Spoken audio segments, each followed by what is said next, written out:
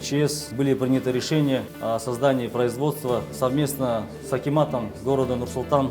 Мы запустили наше производство. В кратчайшие сроки была создана команда из высококлассных инженеров, технологов, из специалистов медицины, запущены производственные цеха, запущены все технологические новые оборудования. У нас есть 3 этапа: это раскроечная, импульсная обработка и швейные цеха. Мы готовы уже отгружать в местные сети аптек, чтобы в рознице граждане имели возможность закупить эти защитные маски. Компания на сегодняшний день решает несколько ряд задач. Это в первую очередь по борьбе с COVID-19 вирусом и ее распространением, чтобы люди могли защищаться.